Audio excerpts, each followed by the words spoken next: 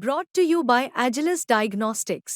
Health test की बात आती है तो मैं भरोसा करता हूँ India's largest diagnostics company Agilus diagnostics. खुद को टेस्ट करते रहो। हरियाणा, जम्मू कश्मीर, मध्य प्रदेश छोड़ने के बाद अब अखिलेश यादव महाराष्ट्र पहुंच गए हैं और महाराष्ट्र में दावा भी बड़ा है और दावा मजबूत भी है। दावा है कांग्रेस पार्टी से, दावा है महाविकास अघाड़ी यानी कि MVM से और दावा 12 सीटों का है। महाराष्ट्र में विधानसभा चुनाव की घोषणा हो चुकी है और ऐसे में अखिलेश यादव ने भी वहां पर ताल ठोक दी है। समाजवादी पार्टी की तरफ से अखिलेश यादव महाराष्ट्र पहुंचे तो उन्होंने बड़ी घोषणा की। उन्होंने कहा कि समाजवादी पार्टी ने इंडिया गठबंधन के तहत जो गठबंधन महाराष्ट्र में है, जो महाविकास अघाड़ी के नाम से जाना जाता है, उसमें 12 सीटों की अपील की है। 12 सीट ऐसी हैं जहां पर वो चुनाव लड़ना चाहते हैं और दावा इस बात का भी है कि उनके पास 2 विधायक हैं। एक उनके महाराष्ट्र के प्रदेश अध्यक्ष अबू आजमी जो तीसरी बार विधायक है और इसके अलावा एक और विधायक। लगातार अखिलेश यादव ये दावा कर रहे हैं कि महाराष्ट्र में उनकी पार्टी मजबूत है और उनको सीटें ज्यादा चाहिए।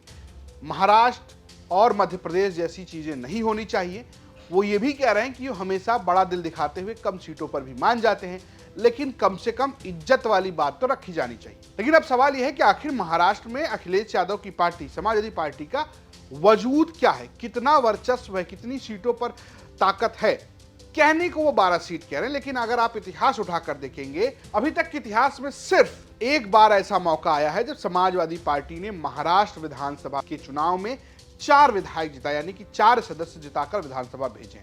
अगर आप देखेंगे बीते कुछ सालों में तो 2019 में 2 विधायक जीते और वोट परसेंट मिला इनको 0.22%। 2014 में 1 विधायक जीता और वोट परसेंट मिले 0.17%। 2009 में 4 विधायक जीते और वोट परसेंट मिला 1.11%।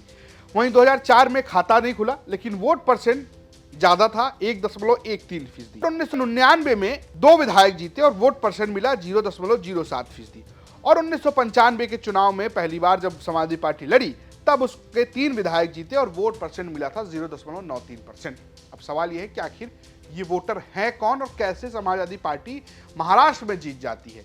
पालघर जैसे इलाके हैं, कई सारे इलाके जहां पर समाजवादी पार्टी मजबूत है। इसकी बड़ी वजह है उत्तर प्रदेश के वहां के रहने वाले प्रवासी, खासकर मुस्लिम यादव वोट बैंक वहां पर भी मौजूद है। और बीते सालों से जिस तरीके से अबू आजमी वहां पर लगातार समाजवादी पार्टी के लिए काम करते रहे, तो कुछ एक खास इलाके में समाजवादी पार्टी का अपना मजबूत गढ़ भी है। 2 विधायक अभी भी हैं, यानी कि 1-2 विधायक लगातार जीतते रहे। अब अखिलेश यादव की कोशिश है कि इस गठबंधन में शामिल होकर ज्यादा से ज्यादा सीटें जीती जाए और समाजवादी पार्टी को नेशनल पार्टी का दर्जा दिलाया जाए। ये कोशिश लगातार कर रहे हैं अखिलेश यादव और ये कोशिश तब कर रहे हैं जब वो 37 सांसदों के साथ देश की तीसरी नंबर की पार्टी बन चुके हैं। महाविकास अघाड़ी में MVA में समाजवादी पार्टी ने 12 सीटें मांगी हैं।